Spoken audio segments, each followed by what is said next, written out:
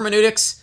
What does a word mean? Well. There are a number of words. This is just an extremely brief list of theological terms in Scripture. It's so often that we actually don't know what these words mean, and we have to do research. When we don't know what a word means, a theological term in Scripture, like election or predestined, we supply a meaning to it. We give a context upon the Scripture rather than taking out from Scripture. So taking out from Scripture is exegesis. Putting into Scripture is eisegesis. And we don't want to do that. But unfortunately, it is far too common because we end up supplying something ourselves, either out of our own creation of our minds or because we heard someone else at some point talk about that and we didn't have any other explanation. So yeah, okay, let's just run with that one. Election, regeneration. Regeneration is a concept in these theological discussions.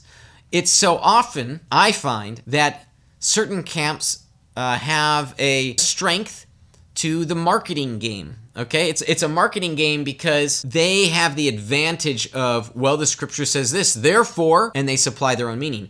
Regeneration is one of these things because there are implications, implied meaning of this term. One distinction that goes without conversation, so common, is regeneration an instantaneous effect or something that takes place over a period of time. It is so strongly implied that when God regenerates a person on a certain model that we'll get into, it's this instantaneous thing. And the Scripture does not tell us that. We have sin, we have predestined, we have human. What does it mean when the Scripture says the word human? Or how about this? Flesh. What does the Greek word sarx mean? What does flesh mean when Paul uses the term? That also is something that we tend to just supply. Is it merely a corporeal body, or is there something else implied with that? For example, this broken, corrupted body, this body that pulls upon the soul, tempts the soul, that the body tempts the soul to sin. These are bodily or fleshly desires. There's two different meanings between a simple meat and bones, corporeal matter, and something that wages war against our souls.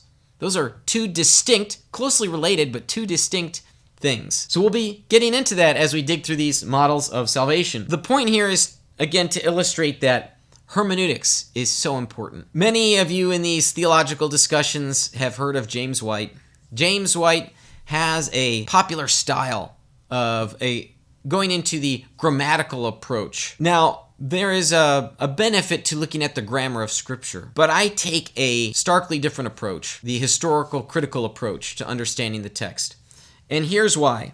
Let's look at this brief case study for why the grammatical approach is helpful but ultimately insufficient to tell us what a sentence means. Here's a simple sentence. This is the example I use when I teach to adult ed, to youth groups, to others. A simple sentence, Mary had a little lamb. What does that sentence mean? Well, we might be able to figure it out with more context, but sometimes maybe even the context or other words is still itself insufficient because those sentences are unclear or have words we don't know what they mean. Well, let's just think about the semantic range, the options that may be available to us to see if the grammatical approach, if we were to do a breakdown of the English grammar here about what the verb is, what the object is, let's just do a little test here. Mary had a little lamb.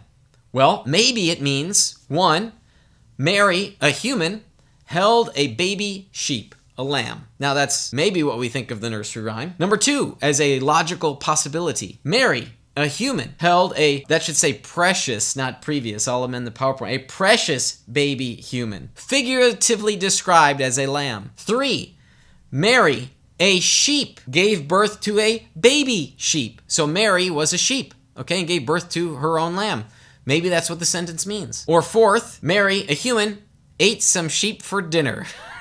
So those are 4 logical possibilities about what the sentence means, and the context will help us to more fully understand what the text means.